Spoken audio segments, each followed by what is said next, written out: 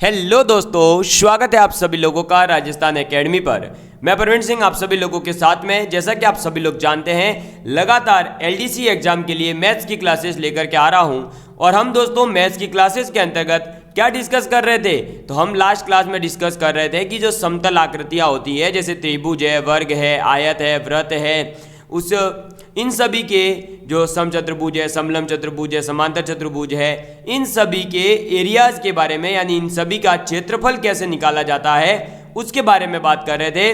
तो मैंने आप सभी लोगों को इसके जितने भी बेसिक फॉर्मूलाज थे वो आप सभी लोगों के सामने रख दिए थे, और उसके जो भी कॉन्सेप्ट वगैरह थे वो भी आप लोगों को बता दिया था। अब हम आज करने वाले हैं क्वेश्चन प्रैक्टिस, और ये आज का सेशन रहेगा लंबा। तो क्वेश्चन प्रैक्टिस के लिए हम जो है लगातार अच्छे अच्छे क्वेश्चन जो एसएससी या फिर आपके आरपीएससी के द्वारा या आरएसएम एसएसबी बोर्ड के द्वारा पूछे गए जो क्वेश्चंस हैं उन्हीं की प्रैक्टिस करने वाले हैं। ठीक है दोस्तों, तो पहले मैं आप लोगों को हर क्वेश्चन के लिए चांस दूंगा ताकि आप लोग जो भी फॉर्मूले वगैरह जो पीछे पढ़ाए गए हैं वो एक बार रिवाइज कर लें और जल्दी से क्वेश्चन करने लग जाएं। ठीक है, चलिए आज का पहला क्वेश्चन है, दो त्रिभुजों के क्षेत्रफलों का अनुपात दे रखा है 4:3 और ऊंचाइयों का अनुपात है 3:4। तो आप लोगों को बताना है कि इन दोनों त्रिभुजों के जो आधार है, जो बेस है, उसका अनुपात क्या होगा। ये एसएससी ने 2004 में पूछा था। अब आप लोग करेंगे इस क्वेश्चन को। टाइमिंग होती है, स्टार्ट करिए।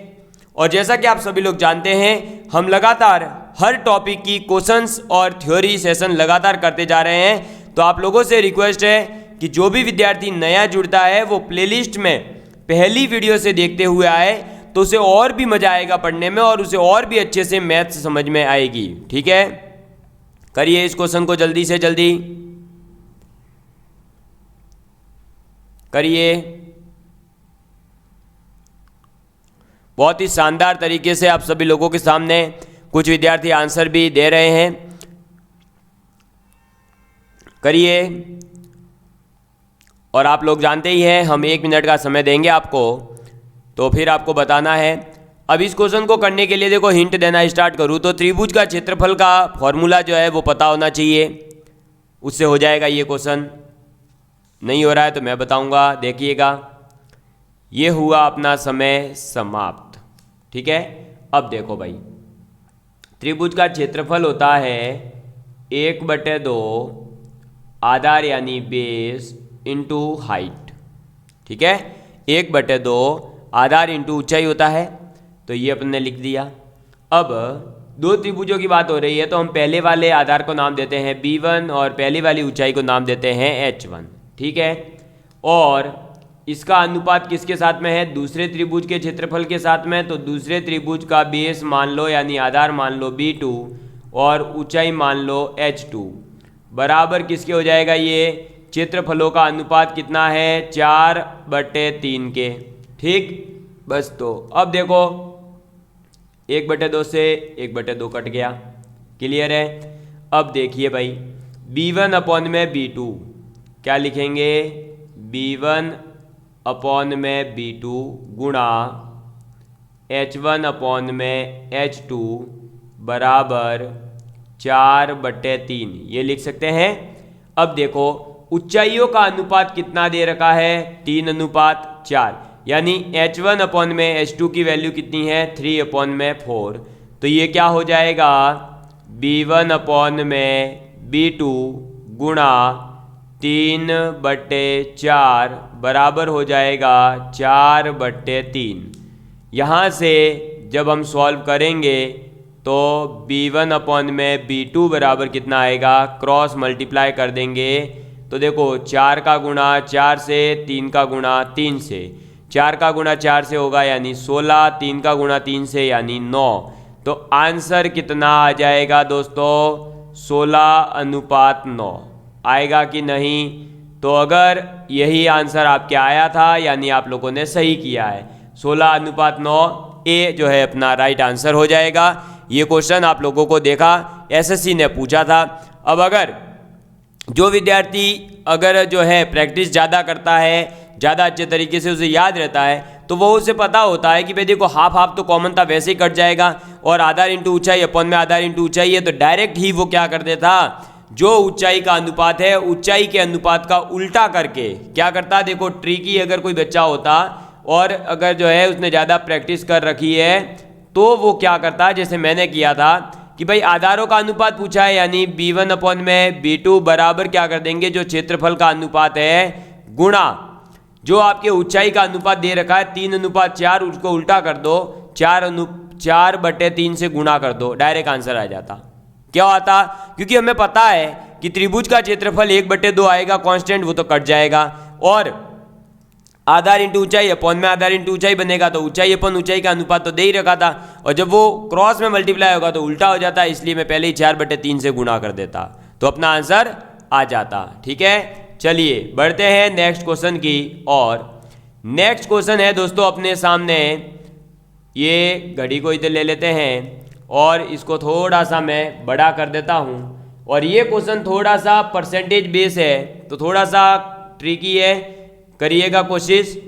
देखो भाई क्वेश्चन क्या कह रहा है, क्वेश्चन कह रहा है कि किसी आयत की लंबाई में 30% वृद्धि, आयत की लंबाई में तो क्या करना है 30% वृद्धि करते हैं और चौड़ाई में 10% की कमी करते हैं, यानी अगर लंबाई पहले 100 थी तो अब हो जाएगी 130, चौड़ाई अगर 100 थी तो अब हो जाएगी 90, तो बताओ उसके क्षेत्रफल पर क्या प्रभाव पड़ेगा।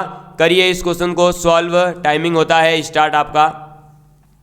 मैंने हिंट दे दी है, लंबाई को पहले मान लो अगर 100 थी तो बाद में हो जाएगी 130, क्योंकि 30% वृद्धि हो रही है। चौड़ाई जो है 10% कम हो रही है, यानी पहले अगर 100 थी तो अब हो जाएगी 90। अब करिए इस क्वेश्चन को जल्दी से जल्दी सॉल्व। बहुत आसान क्वेश्चन है वैसे, ये कुछ भी नहीं करना है, गुणा करना है केवल, आंसर आ जाएगा यूं चुटकी बजाते ही आपके, देख लेना अभी जब मैं बताऊंगा तब।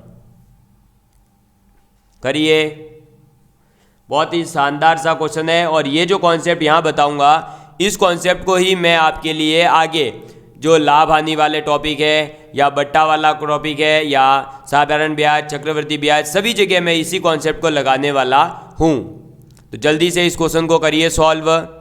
जो आज कॉन्सेप्ट बताया जाएगा इस कॉन्सेप्ट को बहुत अच्छे से समझना, बहुत मज़ा आएगा और जल्दी से जल्दी आंसर आता है। करो तो अपने करिए करिए, ये हुआ टाइम समाप्त। देखो भाई यहाँ पर जो है 2 केस है, पहला केस इधर लिखा, दूसरा केस इधर लिखा, और पहले केस में लंबाई क्या थी और चौड़ाई क्या थी। देखो पहले केस में लंबाई मान लो जब आपके पास में 100 है और चौड़ाई भी 100 है। अब दूसरा केस क्या है कि किसी आयत की लंबाई में 30% वृद्धि की जाए, तो ये अब कितना हो जाएगा 130, चौड़ाई में 10% की कमी यानी हो जाएगा अब 90। ठीक है, एरिया क्या होता है भाई, जो भी आपका आयत है आयत का क्षेत्रफल होता क्या है, लंबाई गुणा चौड़ाई, तो लंबाई ये रही चौड़ाई ये रही, गुणा करो कितना आएगा क्षेत्रफल 10,000 आ जाएगा, और यहाँ पर 13 × 9 करोगे तो कितना होता है 117 और 00।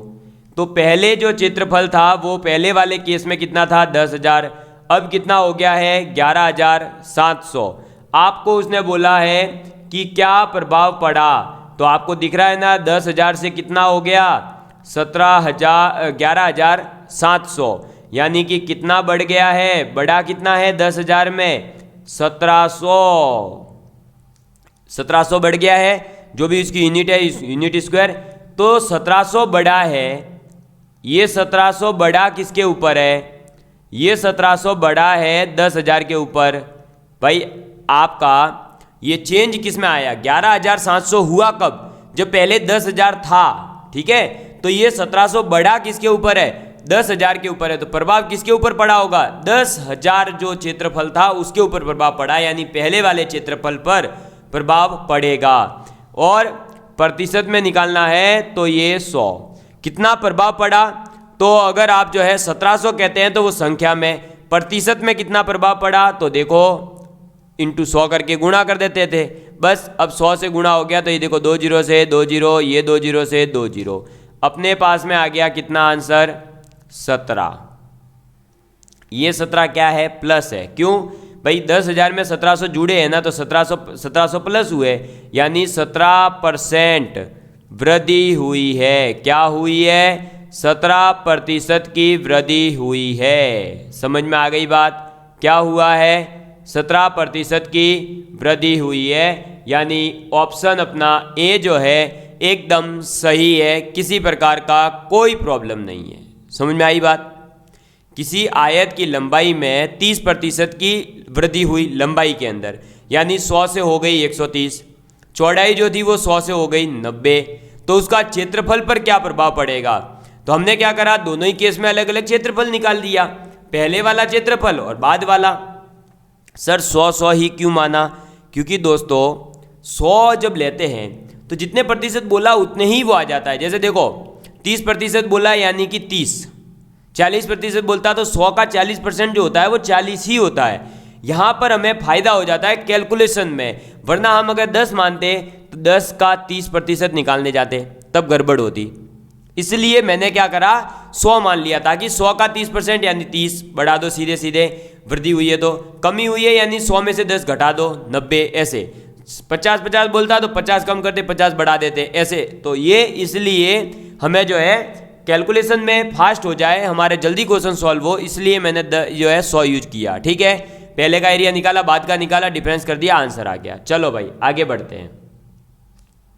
नेक्स्ट क्वेश्चन है दोस्तों अपने सामने, यदि एक आयत के विकर्ण की जो लंबाई है, जो विकर्ण है वो कितना है, वो विकर्ण अपने को दे रखा है दोस्तों 5 इकाई का, यानी 5 मीटर में मान लो, सेंटीमीटर में मान लो, जो भी इकाई है वो। ठीक है, तो उस आयत का क्षेत्रफल क्या होगा? विकर्ण दे रखा है, हमें पूछ रहा है इसका क्षेत्रफल, एरिया। करिए इस क्वेश्चन को सॉल्व। इसके अंदर पाइथागोरस थ्योरम से जब आप इसको सॉल्व करोगे, यानी कर्ण स्क्वायर बराबर लंब स्क्वायर प्लस आधार स्क्वायर, तब इसका आंसर आएगा। अब करो इसको जल्दी से जल्दी, बहुत आसान सा क्वेश्चन है, मजा आएगा करने में। अगर करोगे, ध्यान से करोगे तो समझ में अभी आएगा, और बहुत आसान है, बहुत सिंपल क्वेश्चन है। बस पाइथागोरस थ्योरम जिसको पता होगी, मैंने बोल भी दी है, कर्ण स्क्वायर बराबर लंब स्क्वायर प्लस आधार स्क्वायर, ये जिसको यूज करना आ गई वो इस क्वेश्चन को यूं चुटकी के अंदर उड़ा देगा, यूं यूं यूं यूं यूं यूं यूं उड़ाएगा, यूं उड़ा उड़ा उड़ा। कर जल्दी, करो करो करो करो बेटा करो, करने से होता है। बाबा रामदेव भी कहते हैं कि क्वेश्चन करिए, योग करिए तो शरीर अच्छा बनेगा, तो वैसे ही क्वेश्चन करिए तो मैथ अच्छा बनेगा। करो करो भाई करो जल्दी, करिए करिए रे करिए। ये लो भाई, टाइमिंग हो गई है समाप्त, थोड़ा सा उल्टा एक्स्ट्रा टाइम दे दिया। देखो भाई क्या करेंगे, सबसे पहले आयत मान लो। अब यहाँ पर ये मान लिया आयत है, आयत का ये मान लो एक विकर्ण है, इस विकर्ण की लंबाई कितनी है 5, ये इसकी होती है लंबाई, ये है इसकी चौड़ाई। आपको बताया था ये 90 डिग्री होता है, तो ये बन गया ना ए का, क्या बन गया ये देखो ABC, अगर नाम दे तो ABC क्या बन गया ये, अरे ये ABC क्या बन गया, हमारे समकोण त्रिभुज बन गया। और जब ये समकोण त्रिभुज है तो भाई समकोण त्रिभुज के अंदर तो क्या होता है, अरे समकोण त्रिभुज में क्या होता है, पाइथागोरस थ्योरम लगा दी। पाइथागोरस थ्योरम के अकॉर्डिंग क्या हो जाएगा, कर्ण का स्क्वायर बराबर लंब का स्क्वायर प्लस आधार का स्क्वायर। कर्ण क्या है 5, 5 का स्क्वायर 25 बराबर लंब यानी कि ये चौड़ाई, तो b का स्क्वायर प्लस आधार यानी कि ये al की लंबाई की, ठीक है, निकालनी है हमें। तो अब देखो कौन सी दो संख्याएं हैं जिनका स्क्वायर ऐड करने पर हमें जो है 25 मिलेगा। तो ये पेयर आपको याद होने चाहिए। वैसे मैंने आपको कुछ पेयर बताए भी थे पाइथागोरस के, कि या तो चौड़ाई जो है 3 होगी या 4 होगी, और लंबाई जो है वो अगर चौड़ाई अगर 3 है तो ये 4 हो जाएगी, क्योंकि 3 का स्क्वायर 9 होता है, 9 + 16 जो है वो 25 होता है। ये पेयर आप ऐसे याद रखेंगे, 3, 4 और 5, ये पेयर याद रखना आप, ठीक है, क्लियर है। जैसे कि होता है 6 और आपका 1 सेकेंड, 6 और 8 और 10, जैसे ये एक और पेयर बनता है, कौन सा, 6, 8 और 10, इसमें क्या होता है 6 का स्क्वायर 8 का स्क्वायर जोड़ते हैं तो 10 का स्क्वायर आता है। तो ऐसे ये पेयर याद होना चाहिए था, तो ये क्वेश्चन आसानी से हो जाता। तो हमें पता चल गया कि लंबाई अगर 3 है तो चौड़ाई 4 होगी, चौड़ाई 3 है तो लंबाई 4 होगी। मतलब ये फिक्स है कि कोई एक तो क्या होगा 4 और कोई एक क्या होगा 3। और हमें तो क्या करना है, हमें लंबाई चौड़ाई कुछ भी आए, हमें क्षेत्रफल निकालना है। और क्षेत्रफल है तो वो क्या होता है लंबाई गुणा चौड़ाई, और गुणा के अंदर चाहे हम 3 × 4 करें चाहे 4 × 3 करें, आंसर कितना आएगा 12 वर्ग इकाई, यानी 12 सेंटीमीटर स्क्वायर या फिर मीटर स्क्वायर, जो भी यूनिट थी वो आ जाएगी। तो ऑप्शन ए अपना एकदम राइट आंसर है, एकदम राइट है, कोई किसी प्रकार की मिस्टेक नहीं है। केवल यहाँ पर पाइथागोरस थ्योरम का जो कॉन्सेप्ट है वो आपको पता होना चाहिए था, तो आपका आंसर आसानी से आ जाता। ठीक है, चलिए दोस्तों बढ़ते हैं नेक्स्ट क्वेश्चन की ओर। नेक्स्ट क्वेश्चन है अपने सामने कि रोम्बस की जो प्रत्येक भुजा है, रोम्बस मतलब क्या होता है समचतुर्भुज होता है, ये चीज मैं आप लोगों को बता चुका हूं और समचतुर्भुज की कुछ प्रॉपर्टीज भी बताई थी। ठीक है, तो रोम्बस जो होता है समचतुर्भुज, उसकी प्रत्येक भुजा कितनी दे रखी है 20 सेंटीमीटर, यानी उसकी चारों भुजाएं 20-20 सेंटीमीटर है। और इसका एक विकर्ण जो है वो दे दिया हमें 24 सेंटीमीटर, एक विकर्ण दिया गया है। इसका क्षेत्रफल क्या होगा, सबसे पहले आपको बता दूं समचतुर्भुज के अंदर जो विकर्ण होते हैं वो आपस में एक दूसरे को कट करते हैं, और वहाँ पर जहाँ कट करेंगे वह एक तो 90 डिग्री यानी समकोण पर कट करेंगे, और समद्विभाजित भी करते हैं, यानी 2 बराबर भागों में बांटते भी हैं, और 90 डिग्री का कोण भी बनता है। यानी कि आपके लिए टाइमिंग करता हूँ मैं स्टार्ट, और फिर इस क्वेश्चन को आप करिए, बाद में मैं बताता हूँ। करो इस क्वेश्चन को सॉल्व, बहुत आसान है, बहुत मस्त क्वेश्चन है, करिए। ऐसे टिके रहें जैसे बर्तन में दही जमाई हो, कान नजर ध्यान सब वीडियो पर ऐसे रखना, कान नजर ध्यान सब वीडियो पर ऐसे रखना जैसे आपकी कर्ष सामने आई है, कर्ष सामने आई है। ठीक है, तो इस वीडियो को देखते समय ये सोचो कि आपके सामने आपकी कर्ष खड़ी है और आप हर एक क्वेश्चन किए जा रहे हो, उसे इंप्रेस करने के लिए करते रहिए, पढ़ते रहिए, करते रहिए, पढ़ते रहिए। चलो जोश और जुनून बनाए रखना, क्योंकि दोस्तों दरिया से कह दो, अरे दरिया से कह दो कि हे समुंदर तेरा रत्ती भर भी एहसान नहीं है मुझ पर, क्योंकि जब भी पानी पिया है पहाड़ों को चीर करके पानी पिया है। तो हम किसी के सामने भीख मांग के जॉब नहीं लेंगे, पढ़कर मेहनत करके लेंगे। चलो भाई बात करते हैं अब हम आगे। तो देखिएगा रोम्बस कैसा दिखता है, तो ये हम जो है रोम्बस बना देते हैं। समझ जाइएगा कि चारों भुजाएं कितनी है 20-20 सेंटीमीटर है। ठीक है, ये 20 सेंटीमीटर, ये भी 20 सेंटीमीटर, ये भी 20 सेंटीमीटर और ये भी 20 सेंटीमीटर। और इसका ये विकर्ण हमने ले लिया, और इसका ये दूसरा विकर्ण हमने ले लिया। ठीक है, जैसा कि मैंने आपको बोला विकर्ण जो है एक दूसरे को कहाँ पर कट करेंगे 90 डिग्री पर, यानी यहाँ बनेगा समकोण। और ये एक विकर्ण की लंबाई कितनी दे रखी है 24 सेंटीमीटर, और समद्विभाजित कर रहे हैं यानी ये 12 हो जाएगी, ये भी 12। और ये जो विकर्ण है इसको मान लो 2x है, ये विकर्ण की लंबाई कितनी है 2x। सर x क्यों नहीं मानी, x मानूंगा तो x/2 आ जाएगी, कैलकुलेशन टफ हो जाएगी, हमें नहीं करनी, हमें तो सिंपल करनी है। तो मैंने मान लिया 2x, तो ये आधा भाग हो जाएगा x, ये हो जाएगा x।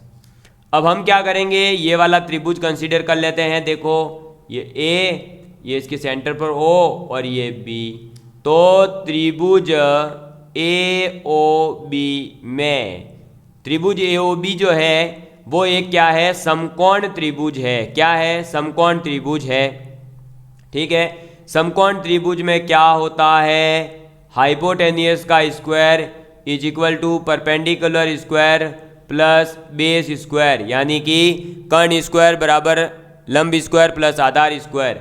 इसमें कर्ण कौन होता है मैंने बता रखा है ना, 90 डिग्री के सामने वाला यानी 20, 20 का स्क्वायर 400 बराबर लंब कौन हो जाएगा, ये 12, 12 का स्क्वायर 144 प्लस आधार हो जाएगा ये x यानी x का स्क्वायर। ठीक है, तो 400 माइनस 144 कितना होता है, 400 माइनस 144 कितना होता है 256, और इसका रूट ले लोगे तो हमें मिल जाएगा x, और x बराबर कितना आ जाएगा, तो 256 किसका स्क्वायर है, ये स्क्वायर होता है 16 का। 16 का स्क्वायर क्या होता है, 16 का वर्ग 256 होता है। तो x जो है हमारे पास कितना आ रहा है 16, जबकि विकर्ण जो है उसकी टोटल लेंथ कितनी है 2x, ये है ना विकर्ण तो अपना कितना है 2x है, तो 2 इंटू 16 कितना हो जाएगा 32 सेंटीमीटर। तो पहला विकर्ण आया 24 सेंटीमीटर, दूसरा विकर्ण आया 32 सेंटीमीटर। क्षेत्रफल जो है इसका क्या होता है, क्षेत्रफल होता है 1/2 गुणा विकर्णों का गुणनफल। ठीक है, तो 1/2 गुणा विकर्णों का गुणनफल। विकर्ण कितने हैं, एक है 24 और दूसरा है 32। ठीक, काट दो इसको, काटेंगे तो ये देखो 2 से ये कितनी बार कटेगा 16 बार, बस फिर कर दो गुणा, तो 16 इंटू 24 करोगे तो कितना आएगा, तो 16 इंटू 16 256, और 16 8 कितना होता है, अरे बताओ भाई, अरे 16 पंजे 80, 16 चिंग 96, 16 7 112, 16 8 100, अरे 112 और 16 128 हो गया ना, तो 128 और 156 कितना होता है 384 सेंटीमीटर स्क्वायर। यही अपना राइट आंसर है। समझ में आ गई बात, क्लियर है। 16 सॉरी जो रोम्बस दिया था जिसकी भुजा थी 20 सेंटीमीटर और एक विकर्ण था 24 सेंटीमीटर, दूसरा विकर्ण हमने निकाला 32 सेंटीमीटर, तो इसका जो क्षेत्रफल होगा वो कितना हो जाएगा 384 सेंटीमीटर स्क्वायर, यानी ऑप्शन नंबर सी अपना एकदम राइट आंसर है। ऑप्शन सी जो है वो एकदम सही आंसर हो जाएगा। समझ में आ गई बात, क्लियर है आप सभी लोगों के लिए। मुझे नहीं लगता है किसी प्रकार का कोई डाउट होगा इसमें। केवल क्या करना था, एक हमें पहले जो है विकर्ण निकालना था। विकर्ण निकालने के लिए क्या करा, पाइथागोरस थ्योरम यूज करी, और फिर क्षेत्रफल का तो फॉर्मूला ही होता है 1/2 इंटू विकर्णों का गुणनफल। तो विकर्ण आगे थे उनका गुणा कर दिया, 2 का डिवाइड कर दिया, तो अपने पास में आंसर आ गया। बढ़ते हैं नेक्स्ट क्वेश्चन की ओर। नेक्स्ट क्वेश्चन क्या पूछा जा रहा है, तो नेक्स्ट क्वेश्चन है दोस्तों एक आयत की परिमिति यानी परिमाप जो है, इसको एक सेकेंड, ये लो घड़ी को इधर, ये लो। तो क्या है दोस्तों अपने पास में क्वेश्चन, एक आयत का परिमाप है 96 सेंटीमीटर। कितना है 96 सेंटीमीटर। उसका क्षेत्रफल कितना दे रखा है 560 सेंटीमीटर स्क्वायर। परिमाप और क्षेत्रफल दोनों दे रखे हैं। आपसे कह रहा है कि उसके जो लंबाई और चौड़ाई है उसका अनुपात क्या होगा। लंबाई और चौड़ाई का अनुपात क्या होगा, आपसे लंबाई चौड़ाई नहीं पूछी है, उनका अनुपात पूछा गया है। ठीक है, चलिए करिए इस क्वेश्चन को सॉल्व। आपके लिए टाइमिंग होती है स्टार्ट, करो करिए। आसान ही क्वेश्चन है, ज़्यादा लंबा नहीं है। और अगर इसको जो है थोड़ा सा आप ऑप्शन से करना चाहें तो कर सकते हैं। मैं आपको क्वाड्रेटिक इक्वेशन वाला एक कॉन्सेप्ट बताने वाला हूँ। क्वाड्रेटिक इक्वेशन पहले पढ़ा चुका हूँ मैं, इसलिए अपन जो है उसका कॉन्सेप्ट यूज करेंगे। इसको करिए आप जल्दी से जल्दी, चलो आसान ही है, ज़्यादा लंबा और ज़्यादा कोई ऐसी बड़ा मतलब भेजामारी वाला नहीं है, अच्छा सा क्वेश्चन है। करो करिए जल्दी से जल्दी। और अगर मज़ा आता है तो ज़्यादा से ज़्यादा लाइक किया करें, अपने मित्रों के साथ में शेयर किया करें, ताकि वो भी इस क्लास को देख करके लाभान्वित हो सकें। करिए करिए करिए करिए मेरे दोस्तों, जल्दी से जल्दी। आसान सा क्वेश्चन था, ये लो टाइमिंग समाप्त। देखो भाई, सबसे पहले आयत का परिमाप यानी कि क्या होता है दोस्तों, आयत का परिमाप तो आयत का परिमाप होता है 2 गुना लंबाई प्लस चौड़ाई, यही होता है। तो 2 से गुणा कर रहे हैं लंबाई प्लस चौड़ाई का और वो बराबर दे रखा है 96 के। और क्षेत्रफल क्या होता है आयत का, लंबाई गुणा चौड़ाई, कितना है 560 सेंटीमीटर स्क्वायर। हालांकि इसकी यूनिट कोई काम आने वाली नहीं है, हमें अनुपात पूछा है। तो अब हम क्या करते हैं, 2 से इसको काट देंगे, कितनी बार कटेगा 48 सेंटीमीटर।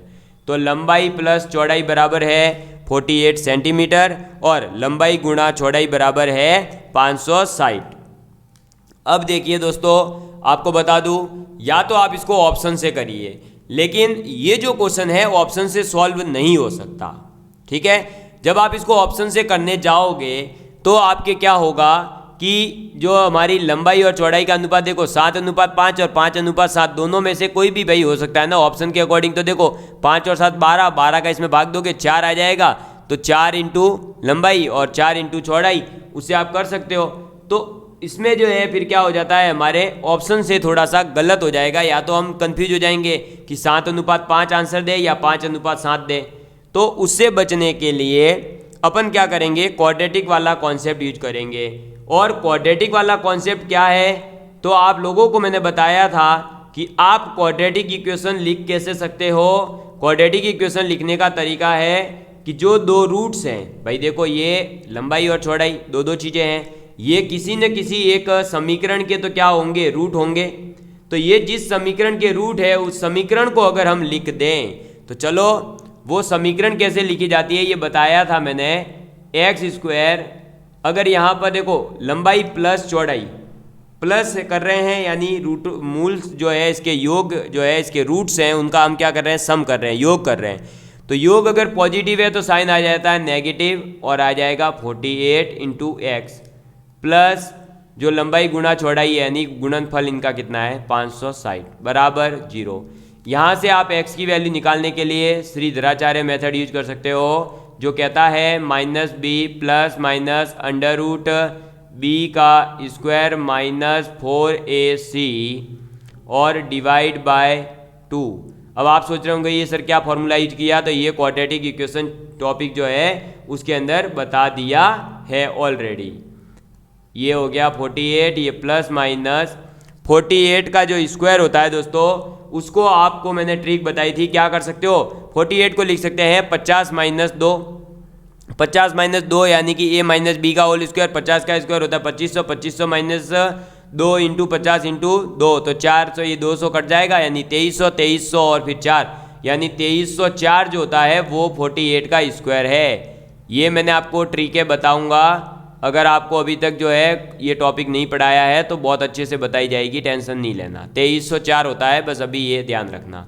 2304 माइनस जब है 4 का गुणा 560 से करोगे तो 2240 आएगा और माइनस करने पर ये बचेगा यहाँ केवल 64, 64 से रूट बार आएगा तो 8 आ जाएगा और ये 2, यहाँ से 2 वैल्यू आएगी। जब आप प्लस साइन लोगे तो ये बन जाएगा 56 यानी आ जाएगा 28, और जब आप माइनस साइन लोगे तो ये आ जाएगा 20। कितना आ जाएगा 20। तो लंबाई और चौड़ाई जो है वो कितने आ रहे हैं हमारे पास में 28 और 20, इनका रेशियो कितना हो जाएगा, तो इनका रेशियो हो जाएगा 28/20 बराबर 7 चौक 4 सत्ते 28 और 4 पंजे 20, 7:5 इसका आंसर हो जाएगा। क्या हो जाएगा 7:5।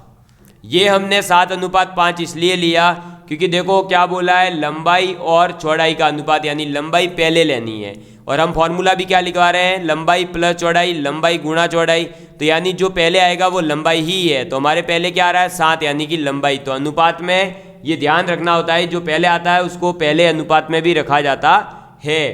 तो अपना आंसर हो जाएगा ए ऑप्शन 7:5 एकदम सही हो जाएगा। समझ में आ गई बात आप सभी लोगों के?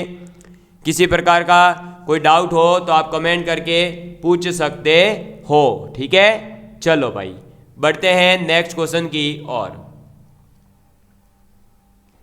तो नेक्स्ट क्वेश्चन क्या है दोस्तों, 6 सेंटीमीटर भुजा वाला किसी समबाहु त्रिभुज के कोनों को, 6 सेंटीमीटर भुजा वाला एक समबाहु त्रिभुज है, ठीक है।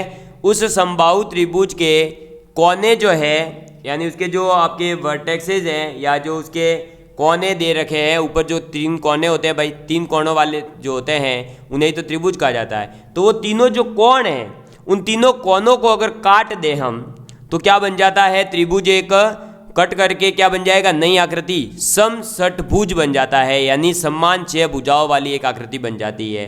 तो उस समषटभुज का क्षेत्रफल क्या होगा ये आपसे पूछा जा रहा है, आपको ये क्वेश्चन करके बताना है। समषटभुज कैसा दिखता है ये मैं आप लोगों को पहले ही बता चुका हूं। करिए इस क्वेश्चन को सॉल्व।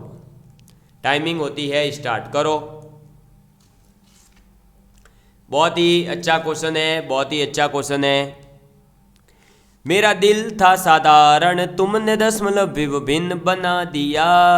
मेरा दिल था साधारण तुमने दशमलव भिन्न बना दिया। मैं तो था तुम्हारा आशिक, मैं तो था तुम्हारा आशिक, तुमने तो जिन्न बना दिया, तुमने तो जिन्न बना दिया।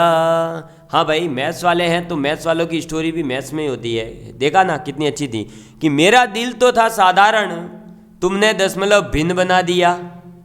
मैं तो था तुम्हारा आशिक, तुमने तो मुझे जिन्न बना दिया। ये कब लिखा जाता है, जब आशिक से उसकी गर्लफ्रेंड या उसकी वाइफ कहें चाहे उसकी फ्रेंड कहें, वो बार बार गिफ्ट मांगे, चॉकलेट मांगे, तो वो फिर जिन्न जैसा ही काम हुआ। तो इसीलिए ये लिखा गया था। अच्छा था ना। चलो भाई, टाइमिंग हुआ समाप्त, करते हैं क्वेश्चन।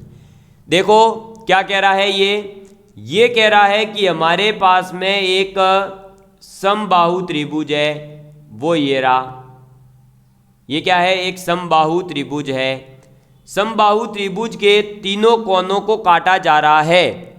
अब ये कह रहा है कि तीनों कोनों को काटा जा रहा है और समषटभुज बना रहा है, यानी काटेंगे तब हमारे को समान समान काटना पड़ेगा। यानी यहाँ से हमने ऐसे काटा, यहाँ से हमने इसको ऐसे काटा और यहाँ से हमने इसको ऐसे काटा। अब ये अगर समषटभुज है तो भाई ये जो भुजा होगी y, मान लो ये भी y, ये भी y, क्यों, और ये भी y आनी चाहिए, ये भी y आनी चाहिए, ये भी y आनी चाहिए। समषटभुज बोला है तो, और अगर ये सब बराबर आना चाहिए, इसका मतलब ये वाली जो लेंथ है ये भी सभी के अंदर क्या होनी चाहिए, बराबर। ठीक है, ये इसके अंदर भी बराबर। और आपको पता है कि जितना ये होगी उतना ही ये होगा, क्योंकि जब दोनों तरफ से षटभुज बनाना है तो सेम सेम काटना पड़ेगा। तो ये x, मान लो ये भी x कटेगी फिर, और ये भी x हो जाएगी।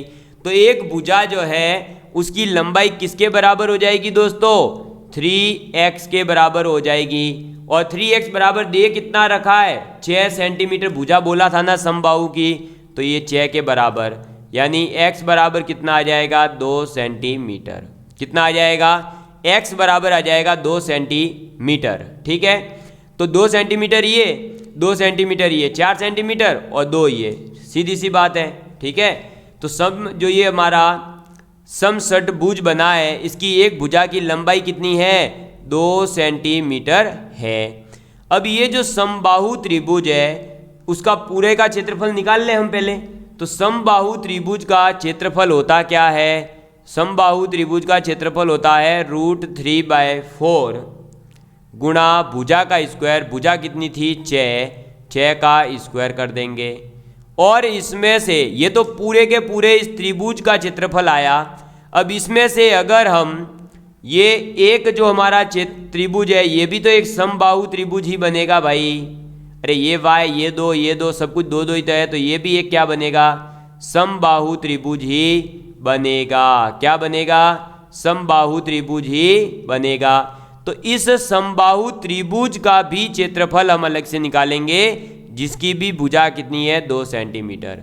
और ये कितने हैं समबाहु त्रिभुज, ये 1, ये 2 और ये 3।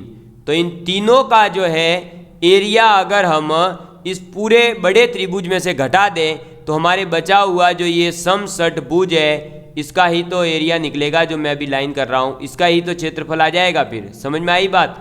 तो हम क्या करते हैं, इस पूरे त्रिभुज का क्षेत्रफल जो कि है √3/4 × 6 स्क्वायर माइनस कर देंगे √3/4 गुणा भुजा कितनी है, 2, तो 2 का स्क्वायर, ये कितना हो जाएगा, ये हो जाएगा √3/4 मल्टीप्लाई 36 माइनस ये √3/4 इंटू 4।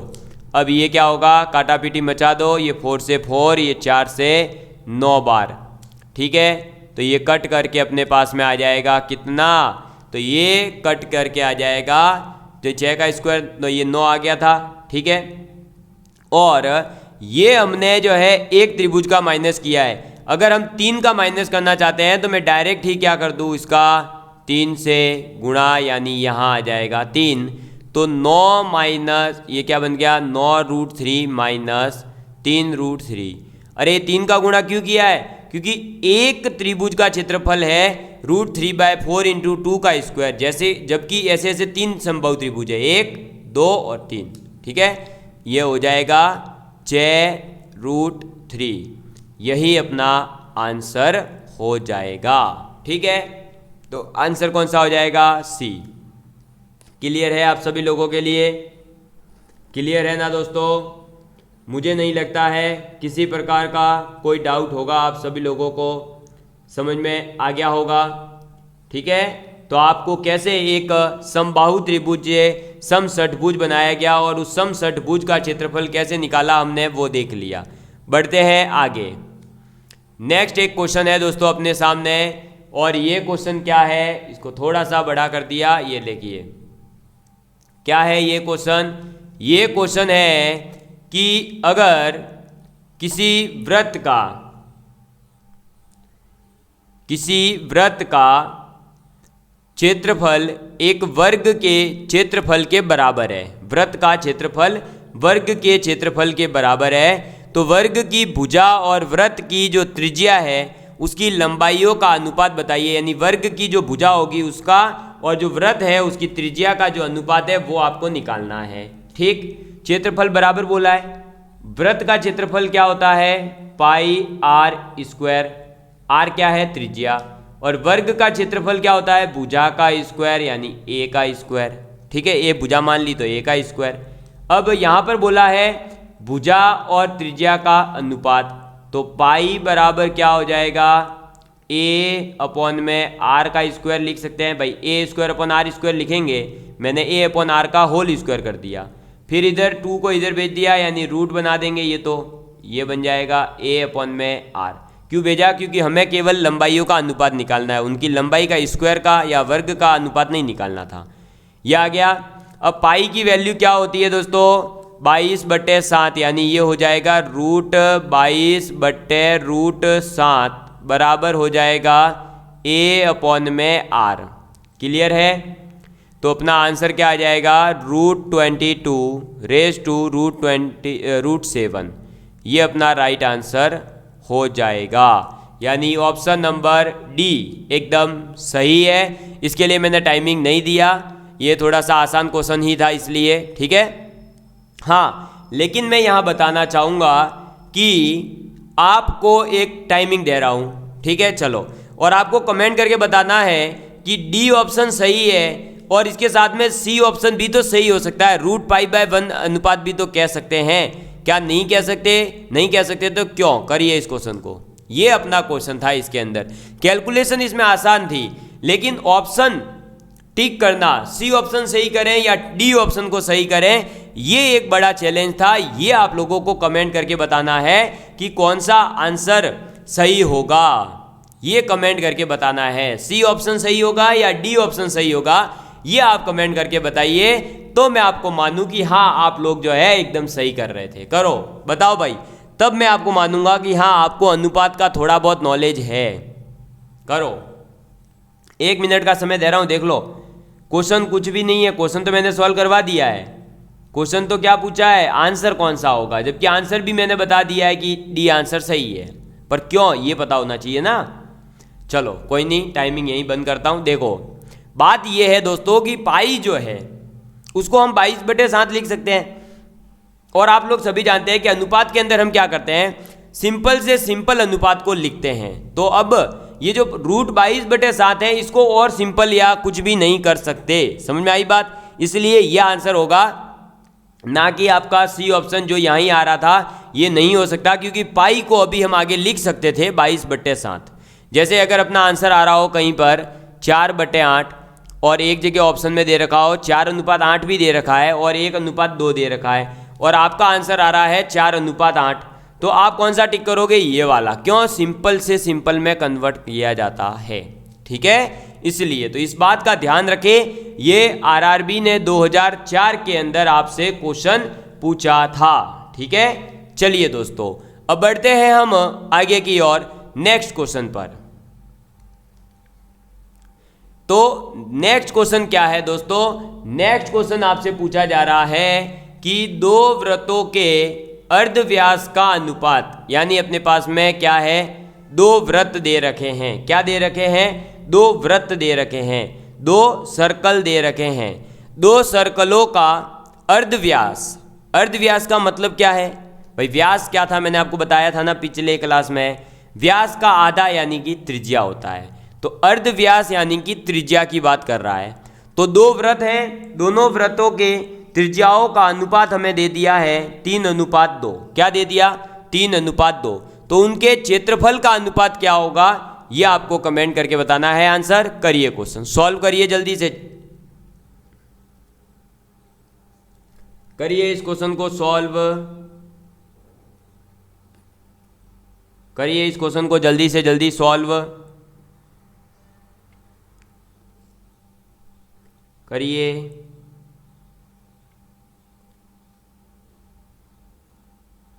करिए जल्दी से,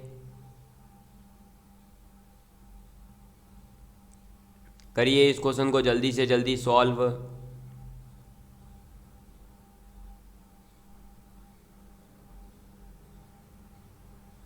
करिए इस क्वेश्चन को सॉल्व जल्दी से जल्दी। बहुत आसान सा क्वेश्चन है, ज़्यादा टफ नहीं है। करिए इस क्वेश्चन को जल्दी से जल्दी सॉल्व।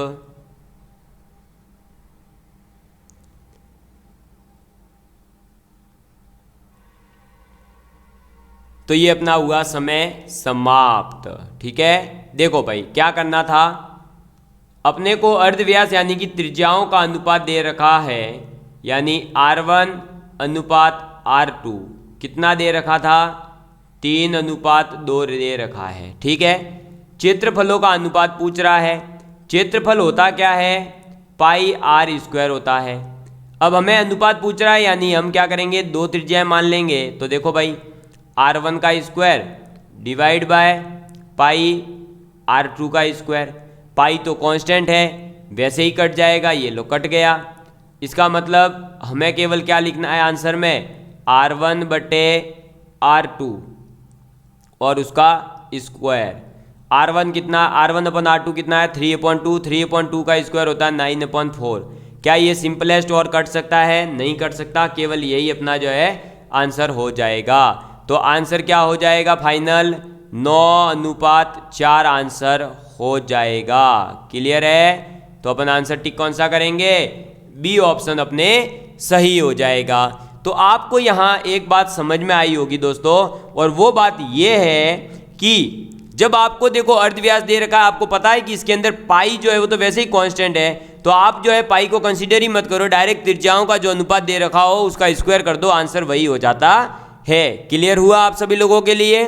तो आपको, मेरे को लगता है ये क्वेश्चन समझ में आया होगा।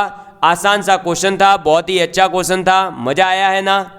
चलो तो फिर मज़ा आया है तो आगे बढ़ते हैं, नए क्वेश्चंस को और ट्राई करते हैं ताकि हमें और अच्छे से समझ में आ जाए ये टॉपिक। तो अपना क्वेश्चन है दोस्तों, ये थोड़ा सा लेंथी क्वेश्चन है, इसको अच्छे से ट्राई करिएगा तो आपको जो है बहुत अच्छे से ये टॉपिक और अच्छे से समझ में आ जाएगा। ये क्वेश्चन क्या कह रहा है कि यदि 5 सेंटीमीटर वाली भुजा के एक समचतुर्भुज के विकर्णों की लंबाई का योग अगर 14 सेंटीमीटर है, देखो विकर्णों की जो लंबाई है उनका योग दे रखा है, एक तो 14 सेंटीमीटर और जो भुजा है वो 5 सेंटीमीटर है। क्षेत्रफल आपको बताना है। करिए इस क्वेश्चन को सॉल्व जल्दी से। क्षेत्रफल के लिए आपको बता ही रखा है, क्षेत्रफल के लिए क्या चाहिए होता है हमें, तो 1/2 इंटू क्या चाहिए होता है हमें, बताइए बताइए भाई, समचतुर्भुज में जो है क्या चाहिए होता है, विकर्ण, बस। तो विकर्णों का गुणनफल निकालेंगे तो 2 विकर्ण निकालने हैं। गुणनफल तो हमें दे रखा, लंबाई का योग तो दे रखा है, यानी हमें बस ये 14 को 2 भागों में तोड़ना है। तोड़ो, अब कौन से 2 भाग आएंगे,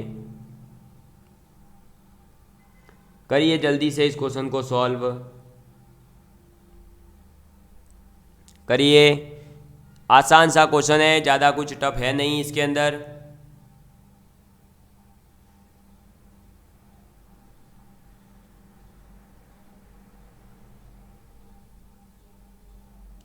करिए।